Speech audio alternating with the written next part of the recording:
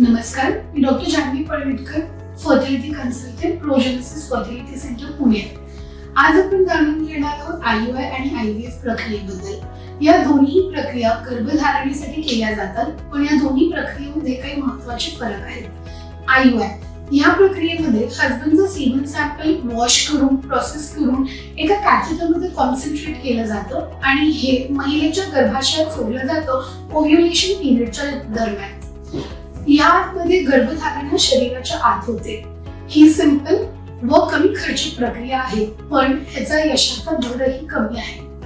IUI अशा कपल्सना offer केली जाते जिथे महिलांचं वय 35च्या आतलं आहे, हस्बंडचं सीमन सॅम्पल नॉर्मल किंवा जवळपास नॉर्मल पॅरामीटर्स मध्ये आहे, दोन्ही अंडनलिका मीन्स फॅलोपियन ट्यूब्स ओपन आहेत, mild condition like mild PCO, mild endometriosis किंवा कपलला प्रेग्नन्सीसाठी प्रयत्न करून जास्त काळ झाला नाहीये, अशा कंडिशन्स मध्ये आपण IUI एका कपलला ऑफर करतो.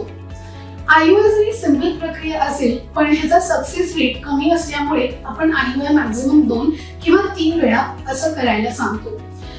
तिसऱ्या वेळेनंतर हा सक्सेस रेट अजून कमी होतो. मग अशा कपल्सनी डेफिनेटली IVF द्वारे एक छान प्रेग्नन्सी प्लॅन करू शकतात.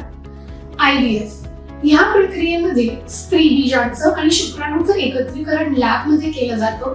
गर्भ लॅबमध्ये तयार केला जातो आणि मग हा गर्भ महिलेच्या गर्भाशयात सोडला जातो. IVF जरी ही खर्चिक प्रक्रिया असेल तरीही कमी टाइममध्ये कपलला चांगला सक्सेस रेट देते. ज्या महिलांचं वय 35च्या पुढे आहे, रिपीटेड IUI करून प्रेग्नन्सी नाही राहिली आहे, severe conditions like PCOS, endometriosis आहे, दोन्ही ट्यूब्स अंडनलिका बंद आहे, हस्बंडचं सीमन सॅम्पल नॉर्मल नाहीये किंवा व्हॅल्यूज कमी आहे, अशा कंडिशन्स मध्ये मोर देन IUI IVF कडे वळून आपली चांगली प्रेग्नन्सी घेऊ शकतो.